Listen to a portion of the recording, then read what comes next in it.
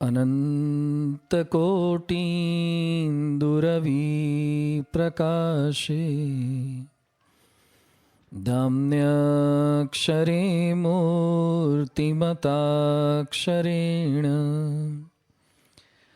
सर्दं स्थितं मोक्तगणावृतं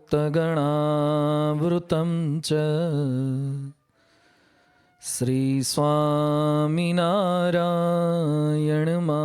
श्रीस्वामिनारायणमानमामि। लोकाभिरामं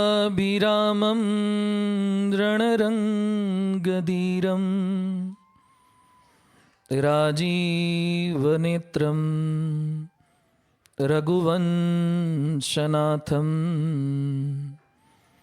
कारुण्यरूपं करुणाकरं तं श्रीरामचन्द्रं शरणं प्रपद्ये।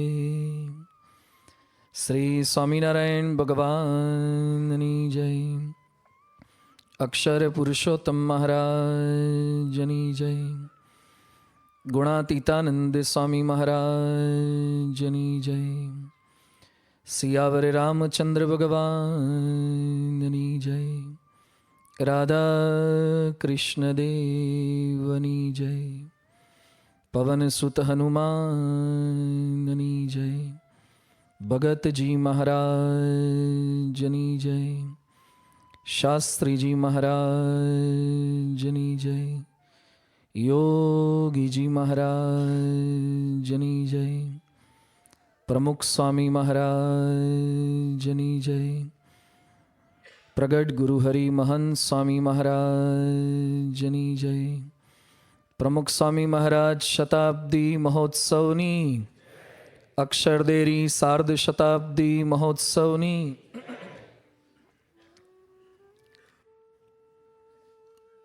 જેઓની ઉપસ્થિતિ માત્રથી જ આપણને માનવતાની પ્રેરણા પ્રાપ્ત થાય છે એવા પૂજનીય સંતો અવિરત જેઓ લાભ લેતા રહ્યા છે, જેઓ માનવતાના માર્ગે ચાલ્યા છે છતાં પણ હજુ કંઈક સવિશેષ જાણવાની પામવાની જિજ્ઞાસા ધરાવે છે એવા સર્વે શ્રોતાજનો સૌ કોઈને જય સ્વામિનારાયણ।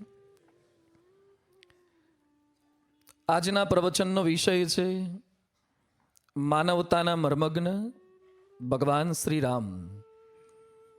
કવિ શ્રી ઉમાશંકર જોશીએ કહ્યું છે, જે પ્રજા તેની વિભૂતિઓનું ઉચિત સમયે સન્માન અને સ્મરણ નથી કરતી તે પ્રજા મહાન માણસો પ્રાપ્ત કરવાની શક્તિ ગુમાવી બેસે છે। જે પૂર્વજો થયા છે, જે મહાન પુરુષો થયા છે એનું સમયે સમયે સન્માન કરવું જોઈએ, એનું સ્મરણ કરવું જોઈએ, તો શ્રેષ્ઠ પ્રજા ઉત્પન્ન કરવાની શક્તિ એ માનવ જાતની અંદર બચે છે। એટલે જ સમયે સમયે આપણે ક્યારેક સરદાર જયંતિ અને ગાંધી જયંતિ ઉજવીએ છીએ, મહાન પુરુષોને યાદ કરીએ છીએ। એની જન્મતિથિ હોય કે એમની નિર્વાણ તિથિ પણ સ્મૃતિ ચોક્કસ કરીએ છીએ। સમયે સમયે આપણે રામ, કૃષ્ણ ભગવાન કે ભગવાન સ્વામિનારાયણની જયંતિ ઉજવી અવતારોમાંથી પણ કંઈક ગુણો પ્રાપ્ત કરવાનો પ્રયત્ન કરીએ છીએ। આજે રામ ભગવાનની સ્મૃતિને વંદના કરવા માટે આપણે એકત્રિત થયા છે।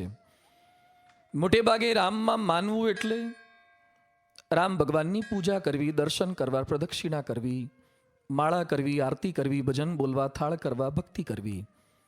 આ બધું કરીએ તો લાભ થાય, પણ ઘણાના ઘર પર કંકોત્રીમાં લખ્યું હોય છે શુભ અને લાભ। રામનું નામ લેવાથી, પ્રદક્ષિણા કરવાથી, માળા કરવાથી લાભ થાય, પણ રામનું જીવન સાંભળીને સદગુણો મુજબ વર્તન કરવાથી શુભ થાય। ન કેવળ લાભ પરંતુ પેરેલલ આપણા જીવનની અંદર શુભ પણ કંઈક થાય, એ આજનો હેતુ છે। અહીંયા બેઠેલા રામના જીવનથી અપરિચિત હોય એવું તો ભાગ્યે જ કલ્પી શકાય।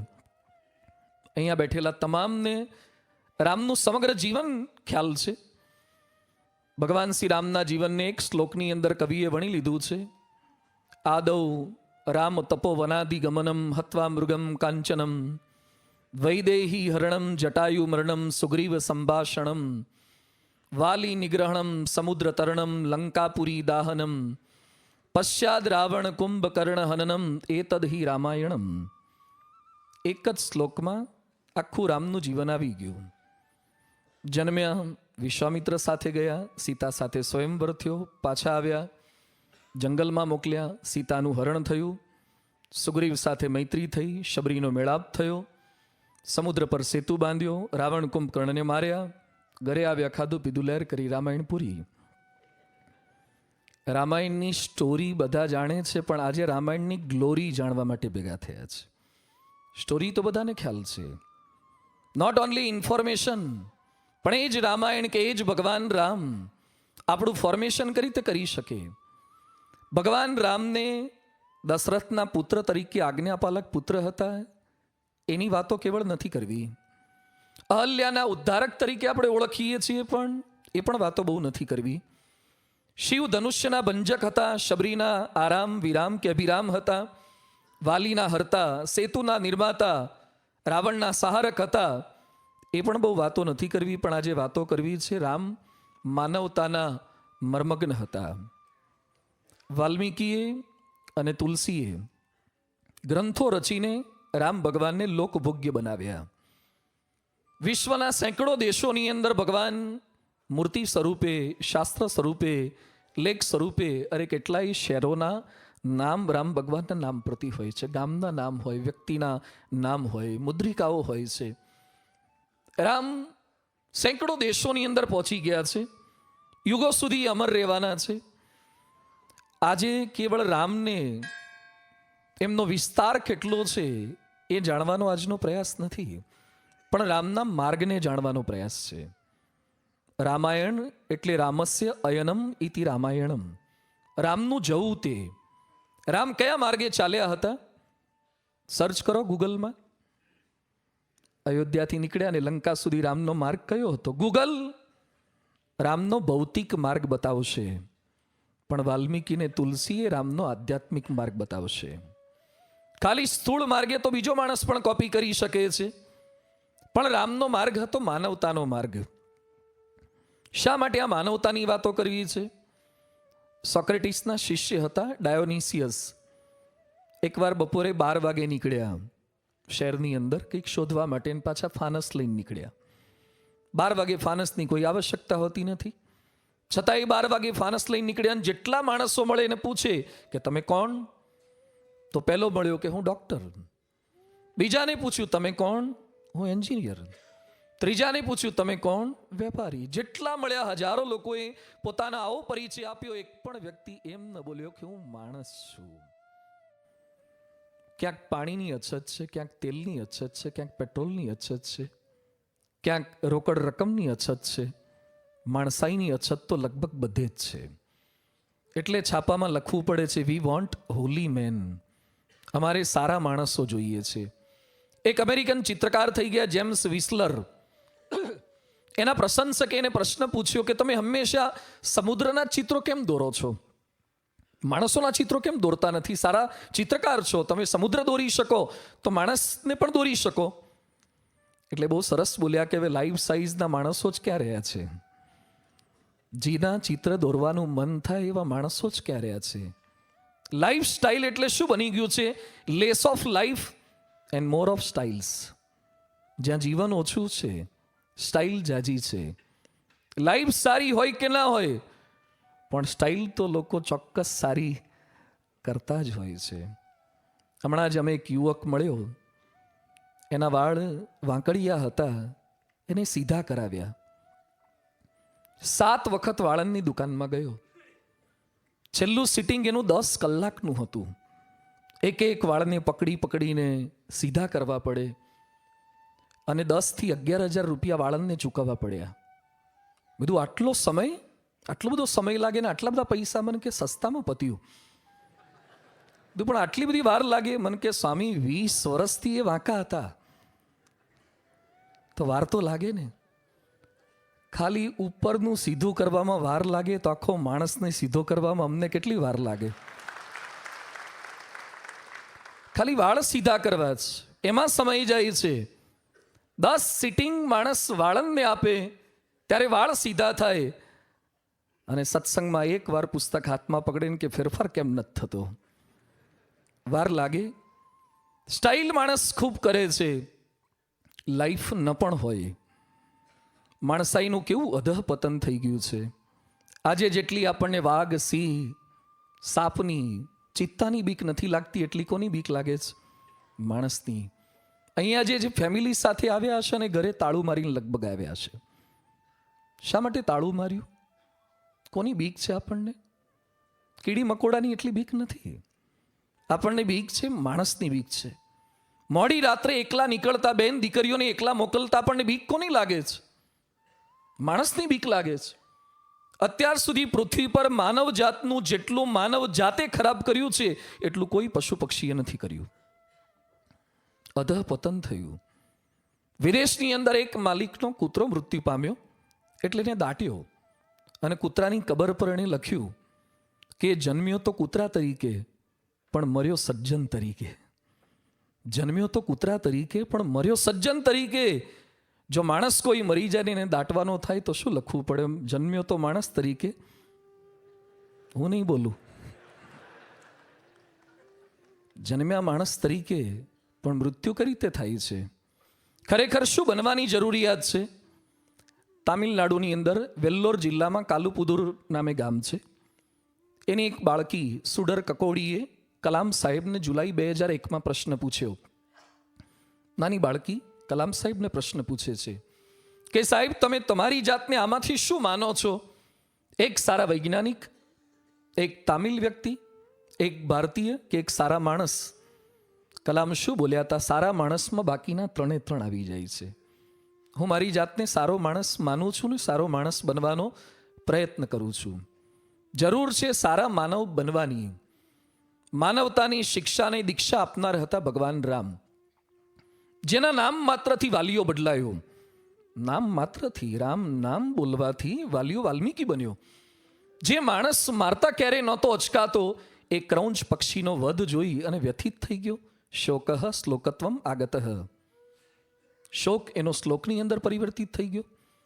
જેના સાનિધ્ય માત્રની અંદર લોકોને ભયની અનુભૂતિ થતી હતી એ જ વાલ્મીકીના આશ્રમમાં સગર્ભા સ્ત્રીતા સીતા એ નિર્ભયતાની અનુભૂતિ કરે. જે કુસંસ્કારી હતો એના જ આશ્રમમાં રામના જ બાળકો લવકુશને સંસ્કારની દીક્ષા અપાય. કેટલું પરિવર્તન! કઈ કક્ષાનું પરિવર્તન! એ રામનો પ્રભાવ ને પ્રતાપ હતો. ભગવાન શ્રી રામ માટે રામાયણમાં લખાયું છે, રામ એક તાપસ્તીય તારી, નામ કોટી શત કુબુદ્ધિ ઉધારી. રામે પોતાના જીવનની અંદર એક શિલાનો સ્પર્શ કર્યો અને અહલ્યા પાછી કરી પતિત પાવની પોતે બન્યા હતા. એમના વ્યક્તિગત સ્પર્શથી એક સ્ત્રી તરી હશે, પણ એમના નામથી તો લાખો લોકો તરી ગયા છે. લાખો લોકો પરિવર્તન પામ્યા છે. ઘણીવાર આપણે ગુજરાતીમાં બોલીએ છીએ કે રામ નામે પથરા તરે. ઇતિહાસ છે, પણ અત્યારે પથરાને તરાવવાની ક્યાં જરૂરિયાત છે? હવે તો બોટોય તરે છે, સબમરીન તરે છે, ઘણું તરે છે, ઉડે છે.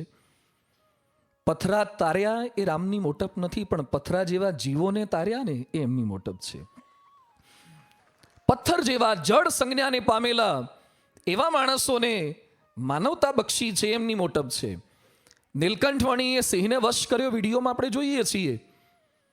લોકો રાજી થઈ ગયા, સિંહ વશ કર્યા. પણ નીલકંઠ શું બોલ્યા કે આવા એક સિંહને નહીં, મારે તો ગુજરાતમાં જઈને નરસિંહને વશ કરવા છે. જે નરમાં સિંહત્વ પડેલું છે એ લોકોને મારે વશ કરવા છે. યોગીજી મહારાજને કોઈકે સમાચાર આપ્યા કે બાપા વડાપ્રધાન કેનેડીનું મૃત્યુ થયું છે અને જો આપ ઐશ્વર્ય વાપરીને ચમત્કાર કરો ને એમને જીવતા કરી દો ને તો પરચો થઈ જાય, લોકોને ખૂબ ભાવ થઈ જાય. યોગી બાપા કે આજે આપણે એકને જીવતા કરીએ તો કાલે લોકો કૂતરા ને ગધેડા ને ઘોડા બધું લઈ આવે. આપણે મરેલાને જીવતા કરવા નથી આવ્યા, પણ જે જીવતા મરેલા છે ને એને પાછા જીવતા કરવા છે. જે જીવતા મરેલા છે, ભજ્યો નહીં ભગવાન મૂરખ જીવતા મર્યો, એની અંદર માનવતા બક્ષવી છે. મહાપુરુષોના જીવનનો મોટો ચમત્કાર એ પથ્થરને તરતા કરે નથી, એ મરેલાને જીવતા કરે નથી. જેની મુમુક્ષુતા માનવતા મરી પરવારી છે એને જાગૃત કરી શકે એ મોટો ચમત્કાર છે. રામના જીવનમાં કેટલાક ચમત્કારોનો ઉલ્લેખ વાલ્મીકીમાં કે તુલસીમાં આવે છે. એ ચમત્કારો, એ ચરિત્રોની વાતો નથી કરવી, પરંતુ એમની માનવતાને આપણે માણવી છે. ભગવાન હતા, પરંતુ એ માનવ તરીકે જીવ્યા છે. માનવીય મર્યાદાઓ માનવોની વચ્ચે, માનવીય સ્વભાવોની વચ્ચે રહ્યા છે, છતાં પણ એમને સંપૂર્ણ માનવતા દાખવી છે. એને આપણે સમજવી છે. માનવતાના મર્મને સમજીએ, પહેલા માનવતાને સમજીએ. માનવતા બહુ વિશાળ શબ્દ છે, શબ્દ નાનો છે, પણ વ્યક્તિએ પરિભાષા બદલાઈ શકે છે.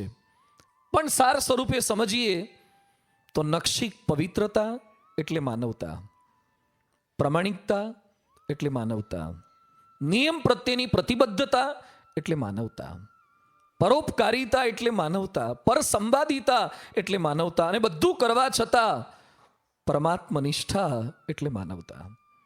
આ માનવતા છે. ભગવાન શ્રી રામની માનવતાને 3 પેટા વિષયોથી આપણે સમજવાનો પ્રયત્ન કરીશું. જેમ કોઈક વ્યક્તિ પૈસાદાર છે, સમૃદ્ધ છે, એ શેના આધારે આપણને ખ્યાલ આવે? એક એની વસ્તુઓ પરથી ખબર પડે, એના વ્યવસાયથી ખબર પડે, અને ત્રીજું એ કઈ વ્યક્તિઓ સાથે રહે છે એના પરથી ખબર પડે. કોઈકના હાથની અંદર 2 આઈફોન હોય એટલે સમજવાનું જ હોય. 15-20 તોલા સોનું ગળામાં લગાડ્યું હોય, સમજવાનું જ હોય. ઓડી BMW ગાડી પાર્ક થયેલી હોય, સમજવાનું જ હોય. વસ્તુઓ પરથી ખબર પડે કે એ સમૃદ્ધ છે.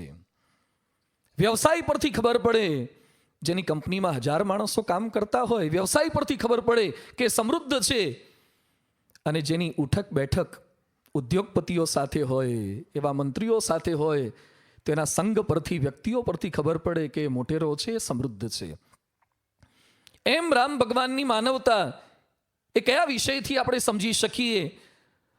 તો રામ ભગવાનના વિચારથી ખબર પડે, એમના ઉચ્ચારથી ખબર પડે, અને એમના આચારથી ખબર પડે. આજના પ્રવચનના મુખ્ય આ 3 શબ્દો છે: વિચાર, ઉચ્ચાર અને આચાર. રામ ભગવાનને વિષયમાં બાંધવાનો કોઈ પ્રયત્ન નથી, ખાલી એમના ગુણને સમજવા માટે વિષયો આપણે લખ્યા છે. એ તો વિષયથી પર હતા. કદાચ અહીંયા આપણે કહીએ એના કરતાં પણ અધિક ગુણો એમના જીવનની અંદર હતા. પહેલું છે રામ ભગવાનની માનવતા. એમના વિચારોમાં માનવતા હતી. ભગવાને માનવજાતને આપેલી મોટી ભેટ હોય તો એક વિચાર શક્તિ છે, જેને લીધે માણસ વિકાસ કરી શક્યો, પ્રગતિ કરી શક્યો. ગાડામાંથી એ રોકેટમાં ઉડતો થઈ ગયો, ઝૂંપડામાંથી આબને આંબે એવા બિલ્ડિંગોમાં રહેતો થઈ ગયો, ટપાલમાંથી એ ફેસબુકની અંદર, મેઇલમાં, વોટ્સએપમાં રાસ્તો થઈ ગયો. પહેલાં બાજુમાં શું ચાલે એ ખબર નહોતી પડતી, હવે હથેળીમાં, લેપટોપની અંદર કે આઈપેડની અંદર સમગ્ર વિશ્વમાં શું ચાલે છે બધું જ આપણને ખબર પડતી થઈ ગઈ. વિચારની નિપજ છે આ. વિચારને કારણે આ પ્રગતિ થઈ છે. પણ માનવ જાતના મોટે ભાગે તમામ લોકોના વિચાર કયા હોય છે? હું સુખી કેમ થઉં, હું સુખી કેમ થઉં, મારું સુખ કેમ વધે. પોતે સુખી થવાના વિચાર કરે તે આધુનિકતા છે, બીજાને સુખી કરવાના વિચાર આવે તે માનવતા છે. બીજા કેમ સુખી થાય, બીજાને લીધે હું કેમ સુખી થઉં, એ રામે નથી કર્યું. મારે લીધે બીજા કેમ સુખી થાય, એ રામ ભગવાને સતત કર્યું છે. સુખ જ્યારે મળે ત્યારે તેઓ બીજાનો વિચાર કરતા. સમગ્ર પ્રવચનમાં ભગવાન રામના વાલ્મીકી રામાયણમાં અથવા તો તુલસીમાં અથવા તો અન્ય રામાયણમાં વર્ણવેલા ક્યાંક ક્યાંક નાના મોટા પ્રસંગોને આધારે એમના ગુણોને સમજવાનો આપણે પ્રયાસ કરવાના છીએ. રામાયણમાં ઉલ્લેખ આવે છે કે જ્યારે વશિષ્ઠ ઋષિ રામને સમાચાર આપવા માટે બોલાવે છે કે આવતીકાલે તમારો રાજ્યાભિષેક કરવાનો નિર્ણય કરવામાં આવ્યો છે.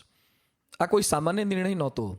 અયોધ્યાના રાજા થવાના હતા, ચક્રવર્તી બેતાજ બાદશાહ થવાના હતા. કેટલો આનંદ હોય, કેટલો હરખ હોય. ખાલી કેટલાક કોર્પોરેટર થવાના હોય ને, અને એમાં આ વખતે વિધાનસભાની ખાલી ટિકિટ મળી હોય, જીતનું ઠેકાણું ના હોય. ખાલી ટિકિટ મળે એમાં કેટલાક પાર્ટી આપતા હોય છે. એની વચ્ચે આ તો રાજા ડિક્લેર, બિનહરીફ, કોઈ અપક્ષ નહીં, કોઈ વિરોધ પક્ષ નહીં, કોઈ સામે આંદોલન નહીં. છતાં પણ રામ આ સમાચાર સાંભળ્યા પછી વશિષ્ઠ મુનિને, ઋષિને શું કહે છે? રઘુવંશની એક વાત મને બિલકુલ ગમતી નથી. રઘુવંશમાં તો બધું ગમાડવા જેવું જ હતું. એટલે વશિષ્ઠને આશ્ચર્ય થયું કે શું નથી ગમતું. એટલે રામ ભગવાન શું કહે છે? બિમલ બંશ યહ અનુચિત એકુ. એક વસ્તુ અનુચિત છે, મને બિલકુલ નથી ગમતી. વશિષ્ઠ કે શું અનુચિત છે? એ સમયે રામ ભગવાન કહે છે, જન્મે એક સંગ સબ ભાઈ, ભોજન શયન કેલી લરિકાઈ, કરણ બેદ ઉપવીત બિહાહા, સંગ સંગ સબ ભય ઉછા. અમે ચારે લગભગ સાથે જન્મ્યા, સાથે શિક્ષા લીધી, સાથે કર્ણવેદ થયા, સાથે જનોઈના સંસ્કાર થયા, સાથે લગ્ન થયા, સાથે સમગ્ર અમારું ઘડતર થયું. છતાં પણ જ્યારે રાજગાદી પ્રાપ્ત થાય ત્યારે બંધુ બિહાઈ બડેહુ અભિષેકું, બાકીના ત્રણને સાઈડ ટ્રેક કરીને મોટાને જ રાજગાદી મળે એ મને બિલકુલ ગમતું નથી. શું એમની માનવતા છે? સુખ મળે ત્યારે પ્રશ્ન થાય કે બાકીનાને કેમ નહીં, મને એકલાને જ શા માટે રાજગાદી? કેવા ભવ્ય વિચાર છે. અને આજે ગાદી માટે કેવી ખેંચતાણ થાય છે તો ગાંધીનગર વાળાને જાજી ખબર હોય. એક ખુરશી માટે, એક ગાદી માટે. ખાલી એ લોકો નહીં, આપણે પણ એ જ કરીએ છીએ. ખાલી બસની અંદર સીટ આપણને મળી જાય ને, અને સીટ માટે કેવી દોડધામ, અને મળી ગઈ હોય પછી કોણ ઊભું છે, કેટલા ઊભા છે ને કેટલી ઉંમરના ઊભા છે એ બિલકુલ આપણે નજર પણ નથી કરતા. આપણી આજુબાજુમાં વૃદ્ધો ઊભા છે, વૃદ્ધાઓ ઊભી છે, દીકરાઓને તેડીને બાઈઓ ઊભી છે, એ કયા દિવસે નજર કરી? સીટ મળી ગયા પછી. અરે સીટની અંદર થોડાક સંકોચાઈને બેસીએ તો એકાદ વ્યક્તિને જગ્યા આપી શકીએ એટલી આપણી ક્ષમતા હોવા છતાં પણ આપણે આંખો બંધ કરી દઈએ છીએ. સુખ મળ્યું, કોઈ ભાગીદાર ન થવા જોઈએ.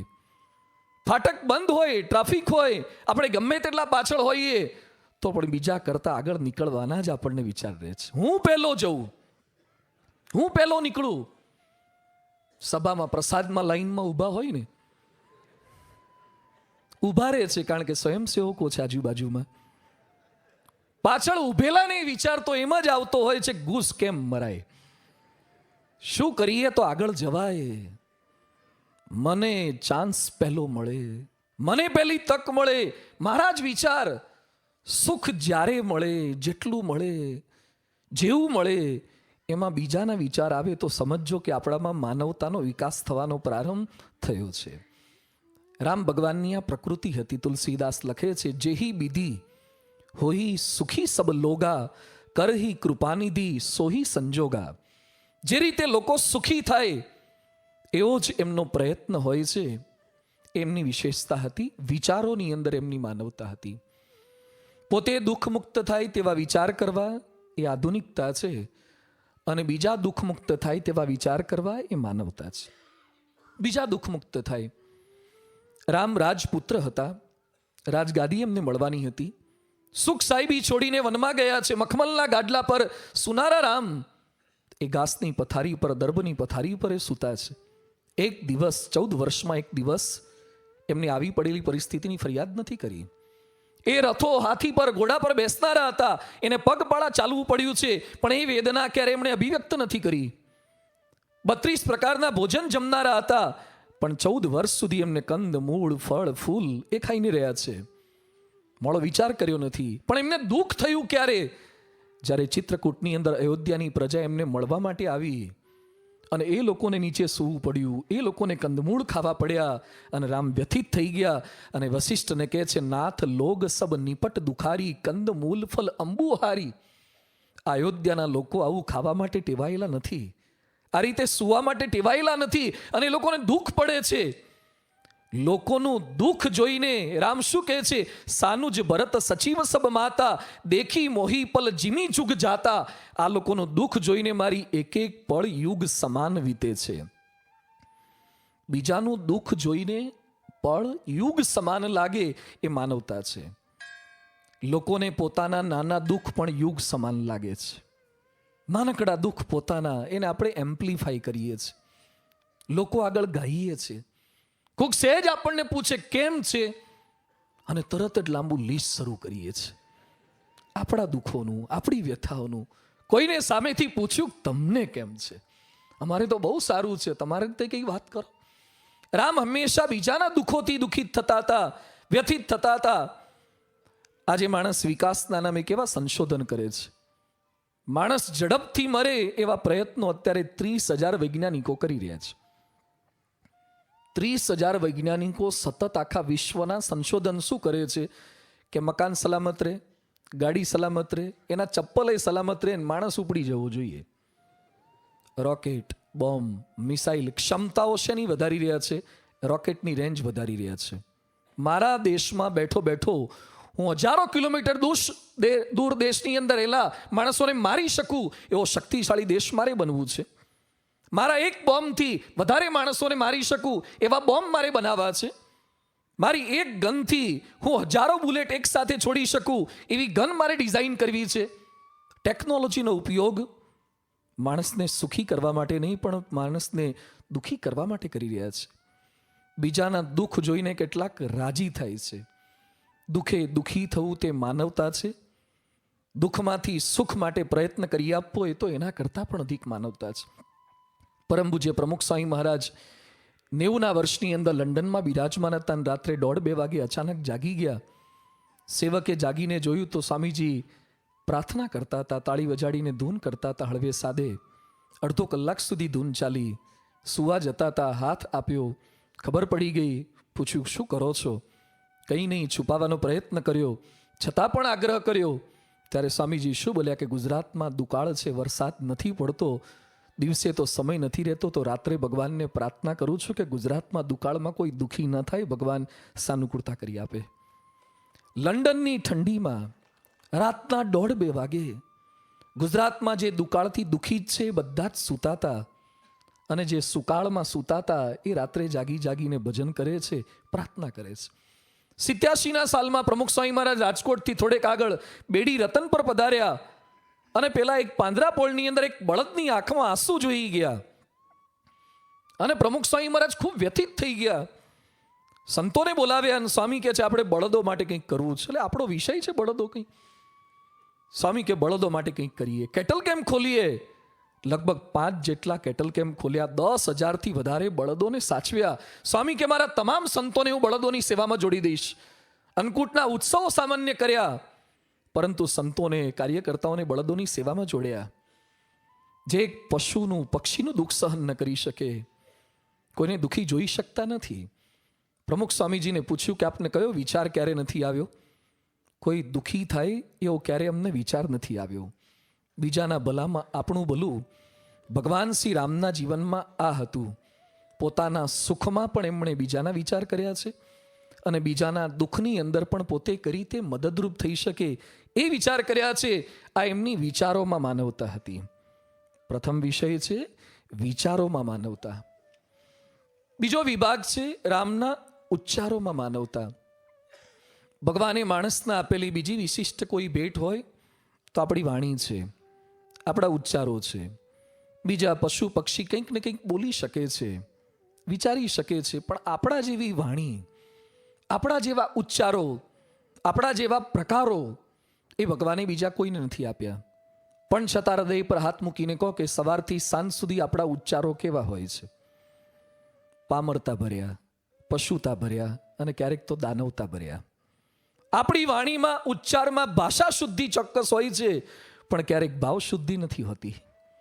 ભાષા શુદ્ધિ હોય છે, ભાવ શુદ્ધિ નથી હોતી. માણસનું વજન ખાલી વજન કાંટાથી નથી થતું, એના વચન પરથી પણ થાય છે. આપણા વચન એ આપણું વજન કરી આપતા હોય છે. રામના ઉચ્ચારની અંદર જોડણી, સંધિ, વ્યાકરણ શુદ્ધિ કઈ હતી એનો ઉલ્લેખ નથી, પણ રામના ઉચ્ચારોની અંદર ભાવ શુદ્ધિ હતી, માનવતા હતી, નિષ્કપટ વાણી હતી. આપણા ઉચ્ચારમાં ક્યારેક આપણા અહંકારની, અનીતિની બદબુ આવતી હોય છે. આપણા ઉચ્ચારોમાં ક્યારેક મમત્વ અને મિથ્યા આડંબરની ગંધ આવતી હોય છે. રામ ભગવાનના ઉચ્ચારો એ નિષ્કપટ ઉચ્ચારો હતા. રામાયણમાં લખે છે, રામ રાજ્ય સભા ભરીને અયોધ્યાના તમામ પ્રજાજનોને ભેગા કરીને શું વાત કરે છે? સુનહુ સકલ પુર જન્મમ બાની, કહું ન કુછ મમતા ઉર આની, નહીં અનીતિ નહીં કછુ પ્રભુતાઈ, સુનહુ કરહું જો તુમ હી સોહાઈ. રામ ભગવાન અયોધ્યાના તમામ લોકોને એકત્રિત કરીને કહે છે, હું જે કઈ વાત તમને કરું છું એ મમત્વ રહિત છે. મારે કોઈ મમત્વ નથી, મારી કોઈ વાતમાં અનીતિ નથી, મારી કોઈ વાતમાં કે શબ્દમાં અહંકાર નથી. એમના ઉચ્ચારો એ મમત્વથી, અનીતિથી, અહંકારથી રહિત હતા. લગભગ આવી જ વાત ભગવાન સ્વામિનારાયણે મધ્ય પ્રકરણના 13ના વચનાવતમાં કરી છે. આ જે વાત અમારે કરવી છે તે દંભે કરીને નથી કરવી, માને કરીને નથી કરવી, પોતાની મોટપ વધારવા સારું નથી કરવી, પણ કોઈકને સમજાઈ જાય તો એના જીવનું રૂડું થાય એના માટે વાત કરવી છે.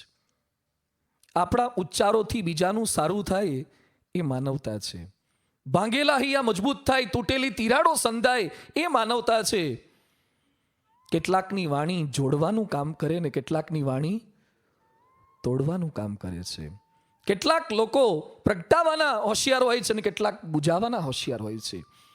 આપણી વાણીથી શું કાર્ય આપણે કરીએ છીએ? ઉચ્ચારમાં સારું કરવાની ભાવના હતી પણ હઠાગ્રહ બિલકુલ નહોતો. રામ ભગવાન શું કહે છે? સુનહું કરહું જો તુમ હી સોહાઈ. મારી વાત સારી છે, સાચી છે, પણ તમને જેમ અનુકૂળ આવે એમ કરજો. જે ભગવાન કૃષ્ણ ગીતામાં અર્જુનને વાત કરી, યથેચ્છસી તથા કુરુ. તને જેમ અનુકૂળ આવે તું એ રીતે કર. માણસ ટંગથી દુઃખી નથી થતો, ટંગના ટોનથી દુઃખી થાય છે. આપણી જીભ એ લોકોને આકરી નથી લાગતી, આપણી વાણીનો ટોન છે ને એ બહુ અઘરો લાગે છે. આપણે સક્ષમ છીએ કરી શકવા માટે, બદલવા માટે સક્ષમ છીએ, પણ જો આ માનવતાનો ઉદ્ભવ થાય તો એ શક્ય બને છે. ભગવાન રામના જીવનના ઉચ્ચારો એ પ્રકારના હતા. અસભ્ય ઉચ્ચાર સામે પણ રામના ઉચ્ચારોમાં સભ્યતા હતી. ઘણીવાર આપણે સારા માણસો સામે સારું બોલીએ છીએ ને ખરાબ સામે ખરાબ બોલીએ છીએ. રામ ભગવાનના જીવનની અંદર અસભ્યતાનો જવાબ પણ એમણે સભ્યતાથી જ આપ્યો છે. જનકના દરબારની અંદર ધનુષ્ય ભંગ એમણે કર્યું. કેટલી મોટી ઘટના એમના દ્વારા થઈ હતી. અને એ જ સમયે પરશુરામનું આગમન થયું. ક્રોધિત હતા, હાથમાં પરશુ લઈને આવ્યા. કોણ છે આ ધનુષ્ય તોડનારો? કોણે ધનુષ્ય ભંગ કર્યું છે? હું એનો વધ કરી નાખીશ. બધા લોકો એમનું વિકરાળ સ્વરૂપ જોઈને દુઃખી થઈ ગયા હતા, ગભરાઈ ગયા હતા. એ સમયે રામ ભગવાન હાથ જોડીને પ્રણિપાત કરતા શું કહે છે? નાથ શંભુ ધનુ ભંજની હારા, હોઈ કેવું એક દાસ તુમારા. જેણે આ શિવ ધનુષ તોડ્યું હશે તો તમારો કોઈક દાસ જ હોય ને, બાકી કોણ તોડી શકે? આટલું પરાક્રમ એમણે કર્યું હતું, છતાં પણ પરશુરામના ગુસ્સાનો જવાબ એમણે શેનાથી આપ્યો છે કે શિવ ધનુષ તોડનારો તમારો કોઈ દાસ હશે. બોલો, શી આજ્ઞા છે? આક્રોશ સામે આદર ભાવે ક્યારેય ચૂક્યા નથી. આપણે જે વર્તમાન સમાજમાં જીવીએ છીએ એમાં પરિસ્થિતિ શું છે? કોઈક આપણને ગાળ બોલે તોનો જવાબ શેનાથી આપવાનો હોય? લગભગ ગાળથી. ઈંટ કા જવાબ બોલો તો બધા. આ જ આપણે કરીએ છીએ. થાય એવા થઈએ તો ગામ વચ્ચે રહીએ. ટીટ ફોર ટેટ. ખાલી તમે કાર પાર્કિંગ કરવા ગયા અને અયોગ્ય જગ્યાએ કાર પાર્ક કરી અને સ્વયંસેવક તમારી પાસે આવે અને પૂછે, આ કોણે કાર પાર્ક કરી છે? શું કહીએ આપણે? શું કામ છે તારે? મેં કરી છે. તાકાત હોય તડી જો, હલઈ તો જો. રામ ભગવાને શિવ ધનુષ્ય તોડ્યા પછી આવો જવાબ આપી શક્યા હોત કે મેં તોડ્યું છે, થાય કલ્લો. જે શિવ ધનુષ્ય તોડી શકે એ પરશુરામને સીધા ના કરી શકે? કરી શક્યા હોત.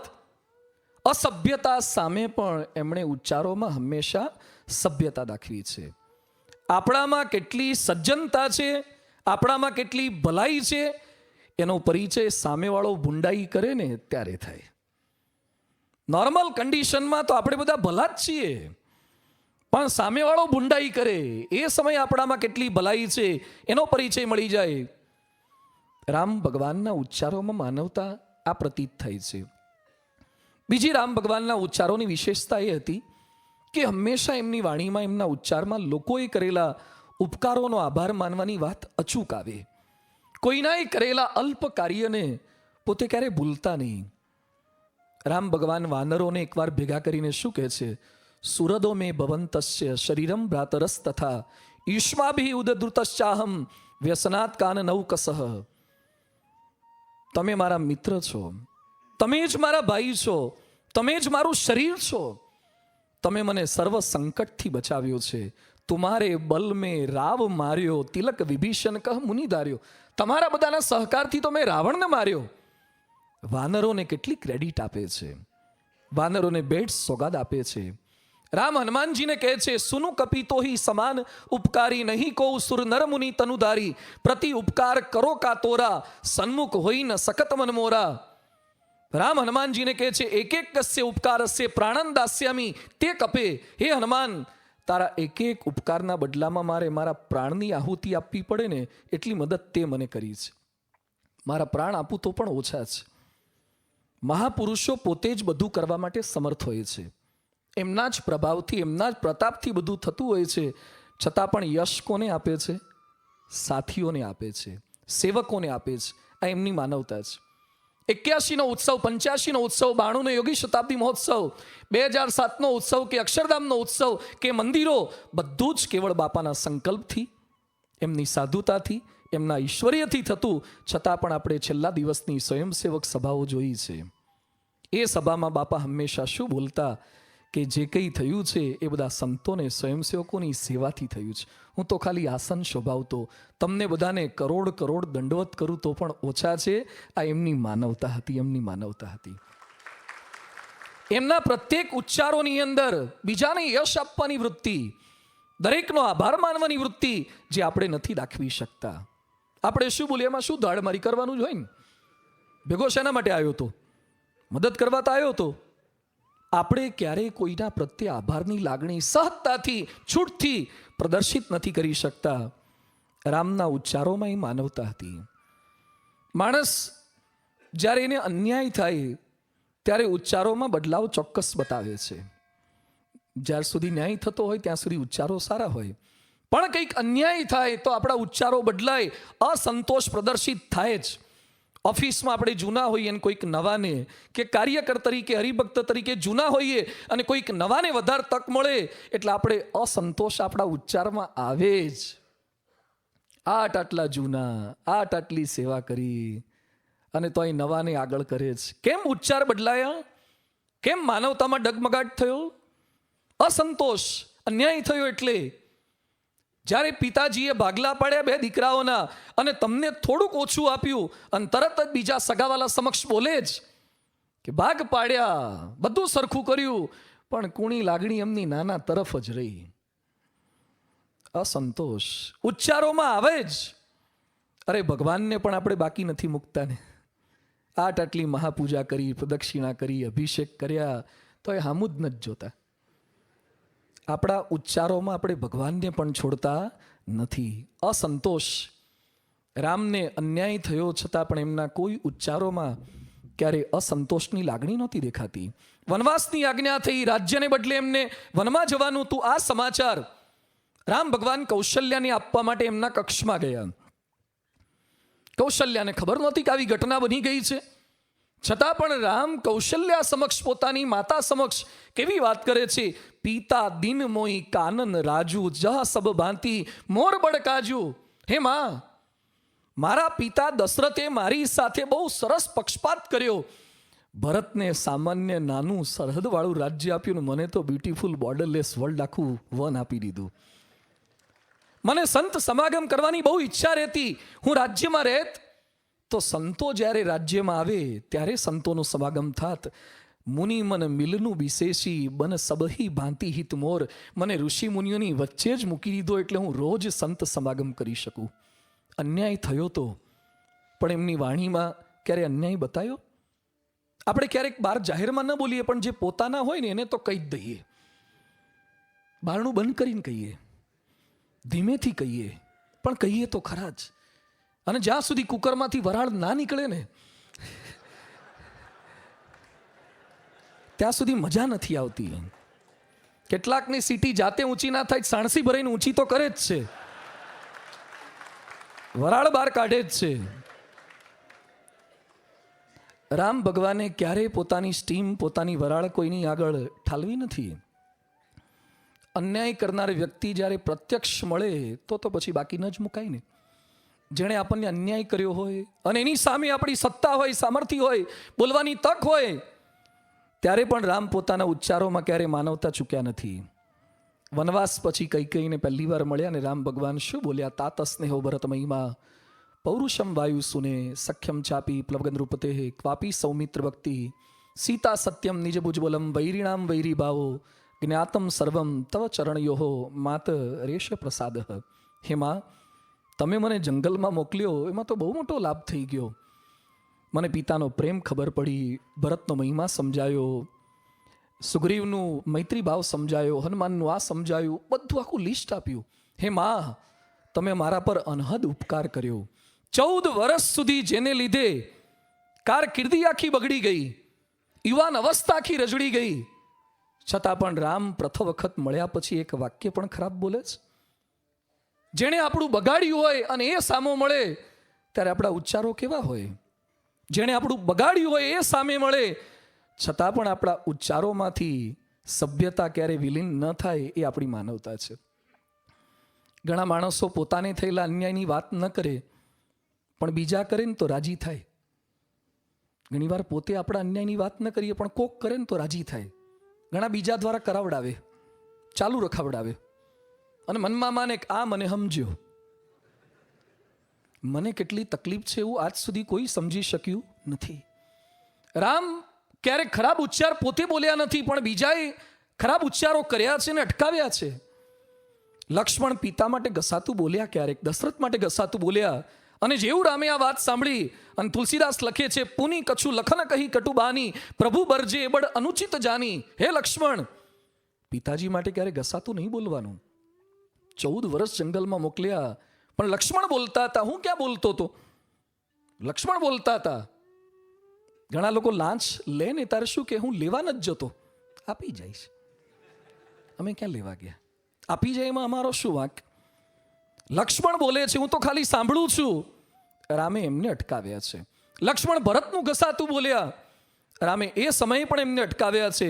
ભરત કૈકેયીની નિંદા કરતા હતા, રામે ભરતને પણ અટકાવ્યા છે. જેની હાજરી માત્રથી, જેની ઈચ્છા માત્રથી, જેના સંકલ્પ માત્રથી માણસના ઉચ્ચારો બદલાઈ જાય ને, એવી રામની માનવતા હતી. આપણે તો માનવતા દાખવીએ તો સારું છે, પણ આપણી ઉપસ્થિતિ માત્રથી લોકો માનવતા દાખવવા માંડે ને, એ આપણી માનવતા છે. આપણે ચોરી ન કરીએ એ તો માનવતા છે જ, પણ આપણે જ્યાં ઊભા હોય ને ત્યાં બીજાને ચોરી કરવાનું મન ના થાય ને, એ માનવતા છે. પ્રમુખ સ્વામી મહારાજ એ તો નક્ષિક પવિત્ર હતા. પ્રમુખ સ્વામી જ્યાં ઊભા હોય ત્યાં તો માણસના વિચારો બદલાઈ જાય, પણ પ્રમુખ સ્વામી મહારાજનો ફોટો રાખ્યો હોય ને એના વિચારો બદલાઈ જાય. આ એમની માનવતા હતી. કયા લેવલની આ માનવતા હશે? માણસને જ્યારે સફળતા મળે ત્યારે તેના ઉચ્ચારમાં ઘમંડ અને અહંકારનું સામ્રાજ્ય છવાઈ જતું હોય છે. રામ ભગવાન એનાથી પણ બાકાત હતા. પરીક્ષામાં સારા ટકા આવે, ક્રિકેટમાં વર્લ્ડ કપમાં કંઈક જીત થાય, ધંધામાં સફળતા મળે, ચૂંટણીની સફળતા મળે, હમણાં જ મળી છે. હંમેશા ક્યાંય પણ સફળતા મળે એટલે આપણે ક્રેડિટ કોને આપીએ છીએ? બુદ્ધિ, પુરુષાર્થ, આયોજન, દીર્ઘદ્રષ્ટિ, એને ક્રેડિટ આપીએ અને લોકોને દ્રઢ કરાવીએ કે હું કહેતો હતો ને, ઘણા 18મી રિઝલ્ટ આવ્યું ત્યારે ઘણા બોલ્યા છે, મેં પહેલાથી જ કીધું હતું આ જ થવાનું. જાણે એના શબ્દથી સરકાર બની હોય ને એટલી દાદાગીરીથી વાત કરે. હું બોલતો જ તો આ જ આવે, આ ના જ આવે. એને એક ટકો પણ કોઈ વ્યક્તિને જીતાડવા માટે પ્રયત્ન ન કર્યો હોય, પાછો વોટ આપવા ના ગયો હોય, તો એ પાછો છાતી ઠોકીને કે હું બોલતો જ તો એમ જ થાય. માણસ પોતાને લીધે થાય એમ બોલે છે ને બીજા પાસે બોલાવડાવે છે. રામ ભગવાન રાવણના વધ પછી દેવતાઓ દર્શને આવ્યા ત્યારે ગ્રંથોમાં ઉલ્લેખ છે કે રામ દેવતાઓને શું કહે છે? હું તો પોતાને દશરથનો પુત્ર જ માનું છું, રામ નામે એક મનુષ્ય જ માનું છું. પરાક્રમ ઢાંકે છે. ઘણા માણસોને અતિ સફળતા મળે ને ત્યારે શું કે માણસનું આ કંઈ ગજુ જ, માણસ આ ના કરી શકે. એમ બોલીને શું કહેવા માંગે છે કે હું માણસથી લગભગ પર છું. સામાન્ય માણસ આ ના કરી શકે. જે મેં કર્યું છે સામાન્ય માણસનું ગજુ નહીં.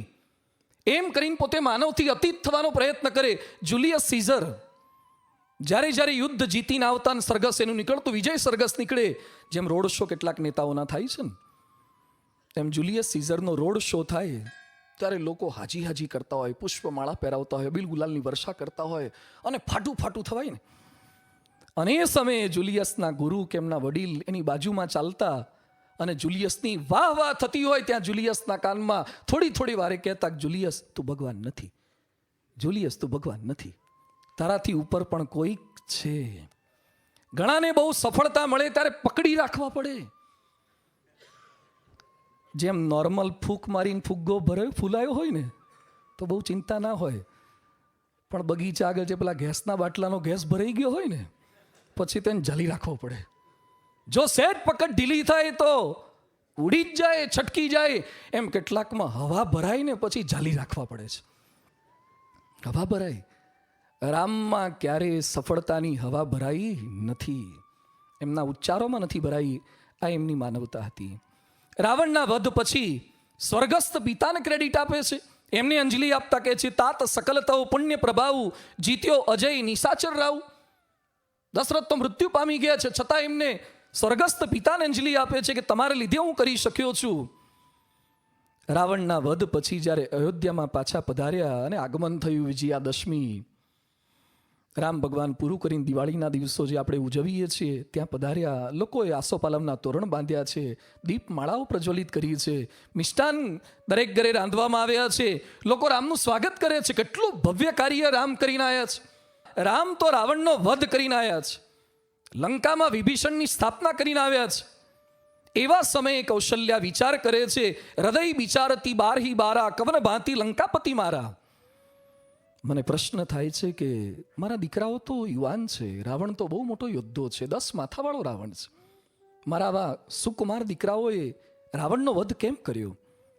રામ ધારત તો એમના ઉચ્ચારમાં બધું બોલી શક્યા હોત ને કે માતા પ્લાનિંગ હતું, પહેલેથી સ્ટ્રેટેજી ડિઝાઇન કરી હતી, વોર ડિપ્લોમેસી કરી હતી, અને પહેલેથી જે પ્રકારનું દરેકને મેં કામ સોંપી દીધું હતું.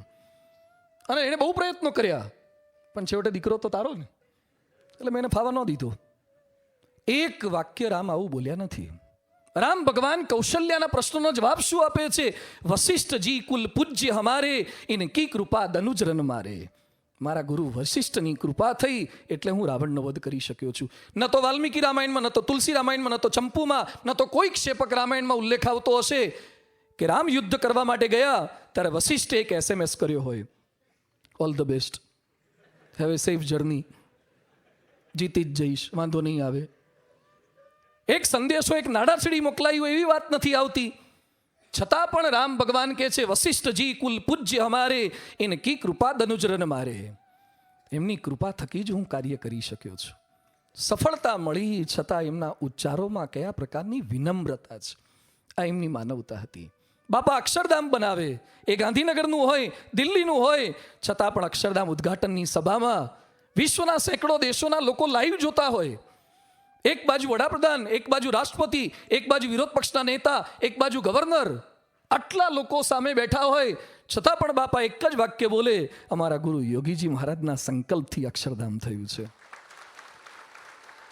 આટલા સંતો એમનાથી આકર્ષાઈને, એમના જીવનથી આકર્ષાઈને એમના માટે દીક્ષા લે, છતાં પણ બાપા એમ બોલે કે યોગી બાપાથી બધા ખેંચાઈને આવે છે, યોગી બાપાના સંકલ્પથી બધા સાધુ થાય છે. બધું જ એ કરે છે, છતાં પણ એમના ઉચ્ચારોમાં આ પ્રકારની વિનમ્રતા છે, આ માનવતા છે. રામ ભગવાનના ઉચ્ચારોમાં ન તો દુરાગ્રહ હતો, ન તો ક્યારે અહંકાર હતો, ન તો અપકાર કરનાર પ્રત્યે, અન્યાય કરનાર પ્રત્યે ઉચાટ હતો. દરેકના ઉપકારોની વાતો એમણે કરી છે, દરેકના ગુણની વાતો એમણે કરી છે. એ રામ ભગવાનના ઉચ્ચારોમાં માનવતા હતી. અને ત્રીજી એમની માનવતા હતી એમના આચારમાં માનવતા, વિચારમાં માનવતા, બીજી ઉચ્ચારમાં માનવતા, અને ત્રીજી આચારમાં માનવતા. એક સંસ્કૃત સુભાષિતમાં લખ્યું છે, મનસી અન્યદ, વચસી અન્યદ, કર્મણી અન્યદ, દુરાત્મનામ. જે દુષ્ટ માણસો છે એ વિચારે છે જુદું, બોલે છે જુદું, અને કરે છે જુદું. પણ મનસી એકમ, વચસી એકમ, કર્મણી એકમ, મહાત્મનામ, જે મહાન પુરુષો છે એ જે વિચારે છે, જે બોલે છે એ જ કરે છે. ઘણા લોકો વિચારે સારું, બોલે પણ સારું, પણ એના વર્તનમાં ઘણો ભેદ દેખાય. રામની કથની અને કરણી એ બધું એક હતું, એ એમની માનવતા હતી. એમના આચારને સમજવાનો થોડોક પ્રયાસ કરીએ. રામ ભગવાન હંમેશા સૌની સાથે રહેતા, સૌને સાથે રાખતા અને સૌને મદદરૂપ થતા. બાળપણથી, અભ્યાસકાળેથી એમની આ પ્રવૃત્તિ ને પ્રકૃતિ હતી. વેદ પુરાણ સુનહી મન લાહી, આપું કહી અનુજન સમુજાઈ. રામ પોતે ભણતા અને સાથે ભાઈઓને, મિત્રોને પ્રેમથી ભણાવતા, શીખવાડતા. આપું કહી અનુજન સમુજાઈ, અનુજને સમજાવતા હતા. આ એમની માનવતા હતી. ઘણા પોતાને આવડતું હોય તો બીજાને શીખવાડે નહીં, મદદ ન કરે. કોઈ કદાચ આગળ નીકળી જાય તો આ બીક રહે છે. રામ એનાથી પર હતા. ભરત રામના ગુણગાન ગાતા શું કહે છે? ભરતે એકવાર રામના ગુણગાન ગાતા આવું કહ્યું હતું, શિશુ પંતે પરિહરેહુ ન સંગુ, કબહુ ન કીન મોર મન ભંગુ. આજ સુધી રામે ક્યારે મારું મન તોડ્યું નથી. એક ભાઈ પોતાના ભાઈ માટે આવું બોલી શકે? આજ સુધી મારા ભાઈએ ક્યારે મારું મન તોડ્યું નથી. મેં પ્રભુ કૃપા રીતિ જીએ જોઈ, હારે હું ખેલ જીતા વહી મોહી. મેં અનેક વખત અનુભવ કર્યો છે કે રમતમાં હું હારતો, એવા સમયે રામ જાણી જતા કે ભરત હારી જશે એટલે પોતે હારી જતા અને મને જીત અપાવતા હતા. આ રામ હતા, આ એમનો આચાર હતો. ન કેવળ વિચાર, ન કેવળ ઉચ્ચાર, પણ બીજાને જીતાડી અને પોતે હાર પસંદ કરતા હતા. આપણી માનસિકતા કેવી હોય છે? બીજા આગળ નીકળે સહન નથી કરી શકતા. લિંકન તો બહુ સારા રાજવી પુરુષ થઈ ગયા, બહુ પવિત્ર હતા, પણ છતાં લિંકને પોતાના બાળપણના એક પ્રસંગનો ઉલ્લેખ કર્યો છે કે પોતે જ્યારે અભ્યાસ કરતા ત્યારે એમના વર્ગમાં એક વિદ્યાર્થી હંમેશા પ્રથમ ક્રમાંકે આવે, લિંકન દ્વિતીય ક્રમાંકે આવે. લિંકન બહુ જ મહેનત કરે, સારું મટીરિયલ ભેગું કરે, તૈયારી કરે, છતાં પણ ઓલવેઝ એમનો સેકન્ડ રેન્ક જ આવે. પેલાને બીટ નહોતા કરી શકતા. એકવાર એમણે પેલાને જ પૂછ્યું કે દર વખતે તારો પહેલો નંબર કેમ આવે છે? મારાથી નાની મોટી ભૂલ રહી જાય છે અને તું બધું જ સાચું કેમ લખી શકે છે? અને પેલા એ નિષ્કપટ ભાવે પોતાની આખી રેસીપી જણાવી દીધી કે હું જ્યારે લખવા બેસું પેપર ત્યારે હંમેશા મારા શર્ટના આ બટન સામે, ઉપલા બટન સામે જોઉં અને પછી લખું છું. મહેનત તો કરું છું, પણ મને એવી શ્રદ્ધા છે કે બટન સામે જોઈને લખું તો લગભગ મારે વાંધો આવતો નહીં. કેટલાકને આવું હોય છે, અમુક કલરનો રૂમાલ રાખે, અમુક તાવીજ રાખે. એમ પેલા ભાઈને આવું હતું.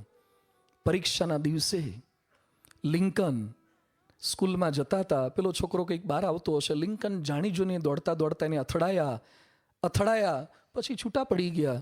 પછી પેલો પરીક્ષા ખંડમાં ગયો, લિંકન પણ ગયા. પેલા એ લખવાનો પ્રારંભ કરતા પહેલા શર્ટના ઉપલા બટન સામે જોયું તો બટન નહોતું, એટલે ડિસ્ટર્બ થઈ ગયો. સાચું સારું પૂરતું લખી ન શક્યો એટલે એનો બીજો ક્રમાંક આવ્યો, લિંકનનો પહેલો ક્રમાંક આવ્યો. એ બટન કોણે તોડ્યું હતું? લિંકને તોડ્યું હતું. લિંકનનો આભાર આપણે એટલે માનવો જોઈએ કે લિંકને સ્વીકાર કર્યો. આપણે તો ઘણાના શર્ટ ફાડી નાખ્યા તો એ બોલતા નથી, અમુકના લખેલા પેપર લઈ લીધા તો એ સ્વીકાર કરતા નથી. લિંકન પછી તો બહુ મહાન પુરુષ હતા, પવિત્ર પુરુષ હતા, પણ એમણે એકરાર કર્યો છે કે ક્યારેક માનવ પોતા કરતા બીજા આગળ નીકળતા હોય ત્યારે કેવી પ્રવૃત્તિ, અસભ્ય પ્રવૃત્તિ કરી બેસતો હોય છે. રામના આચારની અંદર ક્યારે આ પ્રકારની વિકૃતિ નહોતી જોવા મળતી. રામના આચારની અંદર ક્યાંય ઘમંડ કે ગુરુતા ગર્થીનું દર્શન થતું નથી. ધનુષ્ય ભંગની અંદર બધા નિષ્ફળ ગયા છે. તૈયારી કરીને બધા આવ્યા હતા, છતાં કરી ન શક્યા. લક્ષ્મણ કે ભાઈ હવે તમે ઊભા થાઓ. રામ ગુરુજીની આજ્ઞા વગર ઊભા થતા નથી. અને પછી ગુરુએ જ્યારે વિશ્વામિત્રે દ્રષ્ટિ કરી પછી રામ ઊભા થાય છે વિનમ્રતાપૂર્વક. ગુરુહી પ્રણામું મનહી મન કીના, અતિ લાગવ ઉઠાઈ ધનુલીના. ગુરુજીને પ્રણામ કરે છે, વંદન કરે છે. એમણે કોઈ પોતાની તાકાતનું, મસલ પાવરનું, મૂછોને તાવ દેતા હોય એવું પ્રદર્શન નથી કર્યું. એમની પ્રત્યેક ક્રિયામાં ક્યાંય ઘમંડ ન દેખાય. ગુરુને આગળ રાખે, વડીલોને આગળ રાખે, એ રીતે જ કામ કરતા. પોતે સમર્થ હતા, સર્વજ્ઞાતા હતા, છતાં પણ બધાને પૂછીને કામ કરતા. રામ વાલ્મીકીને પૂછે છે, અસજીય જાની કહી સોઈ ઠાવું, આપ મને જણાવો કે અમારે ક્યાં રહેવું જોઈએ. રામ સુગ્રીવ અને વિભીષણને પૂછે છે. સમુદ્ર પાસે પહોંચી ગયા છે, લંકા સુધી પહોંચતા વચ્ચે સમુદ્ર છે, અફાટ સમુદ્ર. એટલે રામ સુગ્રીવને અને વિભીષણને ભેગા કરીને પૂછે છે, સુની કપીશ લંકાપતિ બીરા, કેહી બીધી તરી જલધી ગંભીરા. તો એ મને જણાવો કે આપણે શું કરીએ તો સમુદ્રને તરી શકીએ. અરે સમર્થ હતા, છતાં પણ પૂછે છે. લક્ષ્મણને પૂછે છે કે લક્ષ્મણ, પંચવટીમાં આપણે ક્યાં સ્થાન બનાવીએ તો આપણે ત્રણેયને સારું રહેશે. લંકામાં પહોંચ્યા પછી અંગદને પૂછે છે કે અંગદ, હવે આપણે શું કરવું જોઈએ. એમના આચારમાં સૌને સાથે રાખવાની માનવતા હતી, સૌને સાથે રાખતા હતા. ઘણીવાર આપણામાં કેવી વિકૃતિ આવતી હોય છે મને બધી ખબર પડે, મારે બીજાને પૂછવાની શું જરૂર છે. પણ પ્રમુખ સ્વામી મહારાજ હંમેશા કહેતા કે આપણે બધું જ જાણતા હોઈએ તો એ પાંચને પૂછીને કરવું, બીજાને સાથે રાખીને કરવું, વડીલોને પૂછીને કરવું. રામ ભગવાનના આચારની અંદર આ માનવતા હતી. બીજાને આગળ કરીને પુણ્ય કાર્ય કરાવતા. લંકાથી વિદાય કરતા હતા વાનરોને, સાથી મિત્રોને, સહાયકોને. સુગ્રીવને, જાંબવાનને, વિભીષણને, નલ, નીલને વસ્ત્રને, આભૂષણ મંગાયા બધાને આપવા માટે. રામે પોતે ના આપી બક્ષિસ, રામે ભરત દ્વારા સુગ્રીવને બક્ષિસ અપાવડાવી, ભરતને આગળ કર્યો કે તમે સુગ્રીવનું સન્માન કરો. લક્ષ્મણ દ્વારા વિભીષણનું સન્માન કરાવડાવ્યું. પોતે જ બધું પુણ્ય કાર્ય કરી લે, પોતે જ જશ કમાવે, પોતે જ હાઇલાઇટ થાય, એ રામ ભગવાનની વૃત્તિ નહોતી. આપણી અંદર આ પ્રકારની માનસિકતા હોય છે. આપણે આગળ આવવું હોય એટલે બીજાનો સારો પરિચય આપણે આપી શકતા નથી. બીજાનો પરિચય અપાતો હોય એ આપણે અટકાવીએ છીએ, સહન નથી કરી શકતા. સ્ટેજ ઉપર દીપ પ્રાગટ્ય કરવાનું હોય ને તો ઘણા બીજાને ઇન્વોલ્વ પણ ન કરે. માચીસ પોતે રાખે, મીણબત્તી એ પોતે હળગાવે, દીવો એ પોતે હળગાવે. એને એમ લાગે કે કોઈક બીજો ભળે તો એની ક્રેડિટ વધી જશે. બીજાને ક્રેડિટ અપાઈ શકતા નથી. બીક રહે છે આપણને, કોઈક આપણા કરતા આગળ વધી જશે એની. જોઈ લો પરમ પૂજ્ય પ્રમુખ સ્વામી મહારાજના જીવનમાં કયા પ્રકારની ઉદારતા અને માનવતા હતી. નાના નાના સંતોને એ આગળ કરી શકે, મોટી જવાબદારીઓ સોંપી શકે, એના વખાણ કરી શકે. એટલે જ ક્લિન્ટન સાહેબ અહીંયા અક્ષરધામમાં આવ્યા ત્યારે બોલ્યા હતા ને કે પ્રમુખ સ્વામી મહારાજ કોઈને પાછળ પાડીને નહીં, બીજાને આગળ કરીને આગળ આવ્યા છે, બીજાને આગળ કર્યા છે. હર હંમેશ એમણે નાના નાના સંતો, કાર્યકર્તાઓ, હરિભક્તોને આગળ કર્યા છે. રામ ભગવાનની પણ એ માનવતા હતી. પોતે રાજા હતા છતાં પણ બીજા એમને કહી શકે, રોકી શકે એવી એ સામેથી છૂટ આપતા હતા. ઘણાનું વ્યક્તિત્વ જેવું હોય ને કે સાવ ખોટો હોય, એના નિર્ણય પણ સાવ ખોટા હોય. આપણે જાણતા પણ હોઈએ તો પણ કહેવાની હિંમત ચાલે નહીં, અને કહીએ તો સંબંધ બગડે, આપણને હેરાન કરે. રામ ભગવાન કયા પ્રકારની છૂટ પ્રજાજનોને આપે છે. અયોધ્યાવાસીને શું કહે છે? જો અનીતિ કછું ભાષો ભાઈ, હે ભાઈઓ, તમે મારી વાણીમાં, મારા વર્તનમાં ક્યારેક અનીતિ જોઈ જાઓ તો મોહી બરજોહું ભય બિસરાઈ, મને નિર્ભય થઈને કહેવાની તમને છૂટ છે.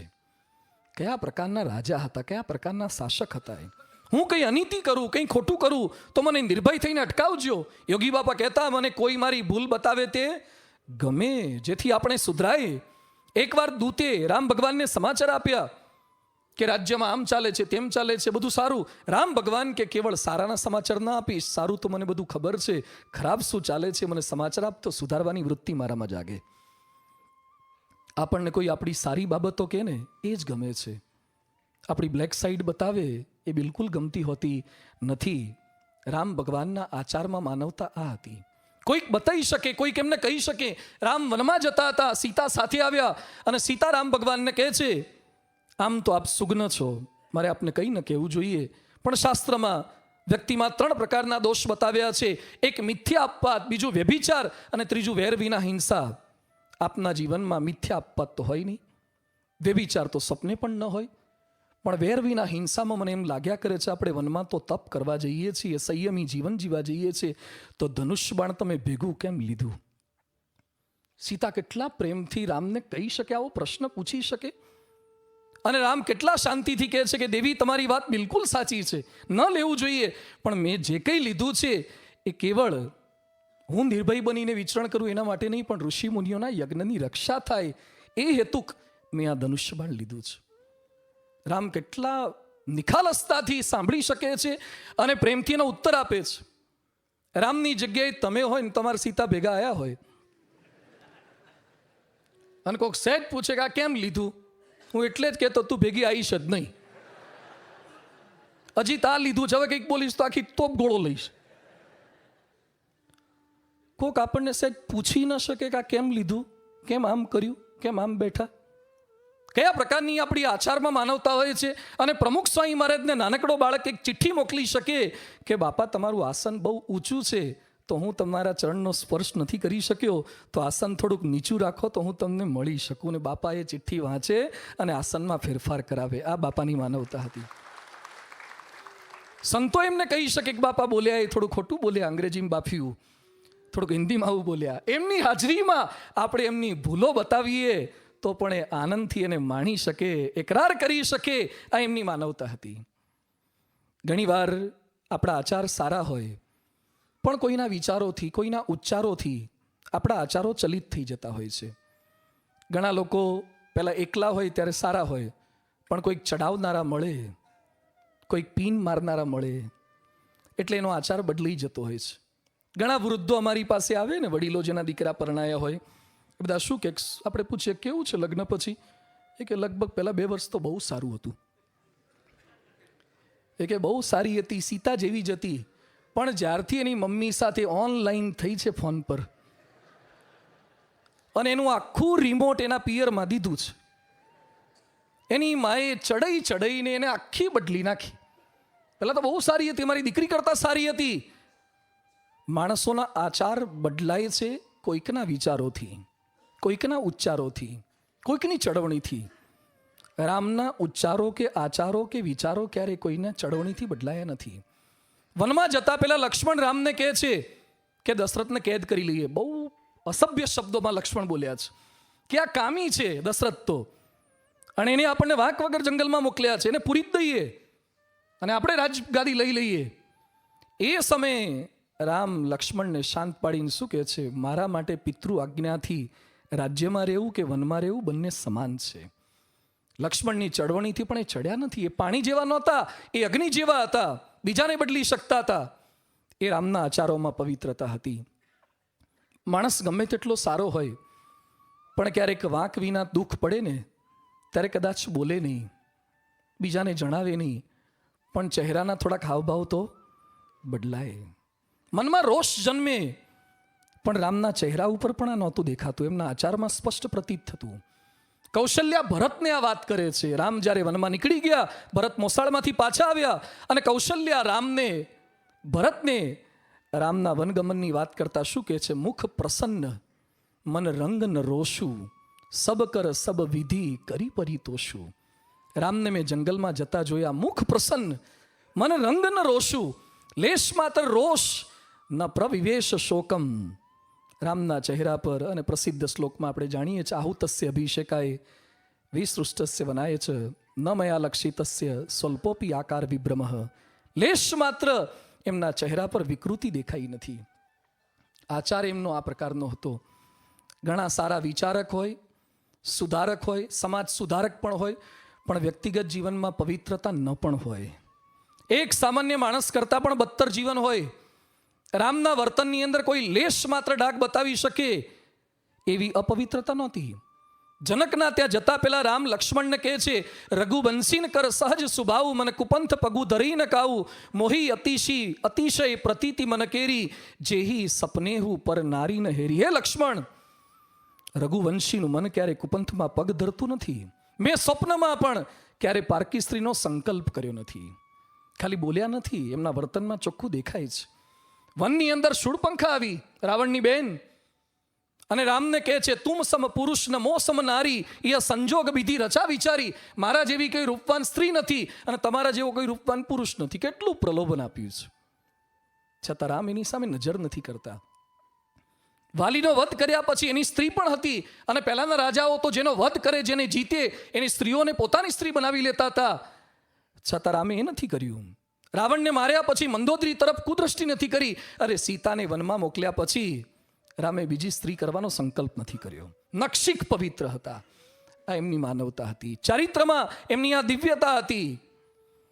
માણસ ઘણીવાર મન કર્મ વચનથી પવિત્ર હોય, સર્વ રીતે સંપૂર્ણ હોય, પછી એ ભગવાન અને સંતને ગુરુને ક્યારેક ન પણ નમે.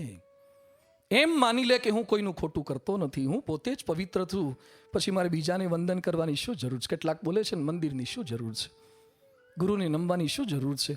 આ સત્વ ગુણનો છુપો અહંકાર છે.